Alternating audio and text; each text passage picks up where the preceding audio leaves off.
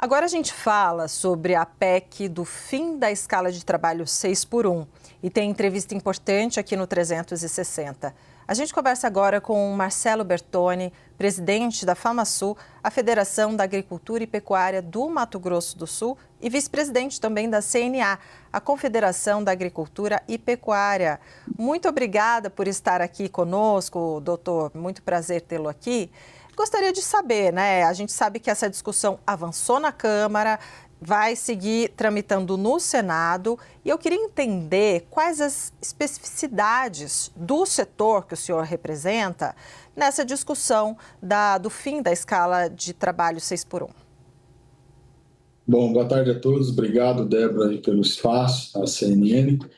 Bom, para nós é muito importante discutir com calma essa PEC, principalmente porque nós não somos contra o melhoramento das nossas leis do trabalho. Isso para nós é importante também, porque tem muita coisa que já mudou, tem coisas que já se adaptaram, a gente tem aí a internet, tem muita coisa que precisa ser discutido, mas precisa ser discutido com calma, sem o trabalhador perder os seus direitos. O que nós defendemos hoje é que a PEC 12 do senador Rogério Marinho, que dá flexibilidade ao trabalhador para escolher o que ele vai fazer e como fazer. Eu acho que essa liberdade de escolha o trabalhador possa ter para fazer isso discutindo com o seu empregador. Vou chamar o nosso analista. Não, pode continuar, por favor. Pode continuar. E para o nosso setor, a gente tem muitas especificações assim, diferentes de trabalho, principalmente na leiteria. Você trabalha a semana inteira, você tem períodos de plantio de safra que você fica 4 meses, não tem sábado, domingo, não tem feriado. Então, não tem como a gente trabalhar numa escala dessa. A gente tem uma sobra de vagas e precisando de empregos no campo. Isso vai gerar mais mão de obra, que nós não temos, e principalmente mais custo, que vai chegar no aumento de preço de insumo, que vai chegar na gôndola do supermercado para o consumidor, né? É isso que nós estamos vendo. Só para eu entender, há uma escassez de mão de obra no setor ou um excesso de mão de obra no setor? Não entendi. Há uma escassez de mão de obra no setor. Aliás, em todos os setores do Brasil, nós temos aí vagas de emprego sobrando e faltando mão de obra em todos os setores, principalmente em todos que a gente conversa, todo mundo reclama de falta de mão de obra. Certo. Agora sim, vou chamar o nosso analista para participar dessa conversa, o Pedro Venceslau. Pedro, sua pergunta para o presidente. Boa tarde, presidente. Quando a gente fala sobre PEC do trabalho flexível, que prevê uma negociação direta entre patrões e empregados, os sindicatos dizem que sempre nessas negociações o patrão leva vantagem sobre o empregado, obviamente, porque é uma negociação entre quem é o dono da vaga e quem está buscando essa vaga. E eu pergunto para os senhores, como é que o senhor avalia esse argumento de que o senhor acha que numa negociação direta entre patrões e empregados há uma paridade de armas nessa negociação? E se também essa PEC for aprovada, o trabalhador vai ter, nas categorias que já estão em análise, fora as categorias especiais, 2 folgas por semana ou não? Bom, eu acredito que é o seguinte, não é bem assim que sempre o patrão tem a vantagem.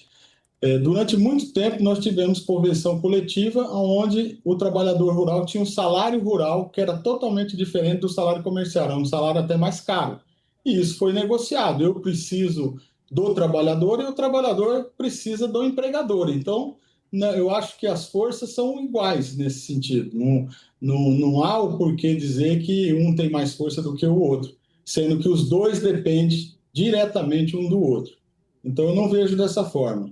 E a segunda pergunta? A pergunta é se no caso da aprovação da PEC do trabalho flexível, há alguma garantia de que o trabalhador terá 2 folgas por semana ou isso também fica dependendo de uma eventual negociação? Eu acho que fica dependendo da negociação. Tipo, os garçons que têm um salário fixo, mas ele ganha por gorjeta e ganha 10%, ele vai ter 2 dias menos do trabalho dele? Será que ele vai querer isso? Eu não estou dizendo que eles vão querer. Nós estamos dizendo que existem outros setores que precisam ser discutidos com calma, sem essa pressa, principalmente num ano eleitoral que a gente sabe que não se discute nada. Outro exemplo que eu vou te dar, foi feito lá atrás na enfermagem. A enfermagem é 12 por 36. Todo mundo falou que elas iam ficar em casa, que ia melhorar.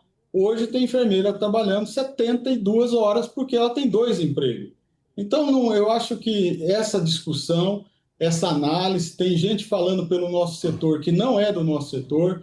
Eu já ouvi dizer que é de uma pessoa que disse que 1% só do setor agro é afetado. Ela não entende absolutamente nada do que é o nosso agro, principalmente, para dizer uma coisa dessa. Então, eu acho que precisa ser avaliado, precisa ter calma no processo, dar voz para todo mundo e não numa época eleitoral que a gente sabe que isso é eleitoreiro. Da forma que passou na Câmara dos Deputados, não houve discussão suficiente para a gente chegar num veredito, se vai ser pior ou melhor para o trabalhador. Presidente, gostaria de entender, né, por exemplo, se de fato avançar, né, e essa PEC ela passar a valer. Queria entender quais seriam as consequências práticas para o consumidor do setor de agricultura e pecuária. Olha, com certeza nós teremos um aumento de custo de produção.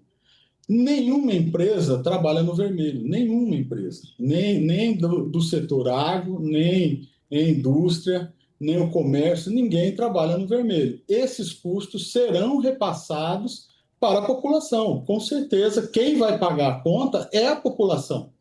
E isso, com certeza, isso eu tenho de certeza. Eu não vou trabalhar na minha propriedade com prejuízo para manter os preços que hoje estão aí sendo ofertados. Então, isso não vai acontecer. Se tiver mais custo de produção, haverá inflação e vai chegar no bolso do consumidor na gôndola do supermercado. Pedro.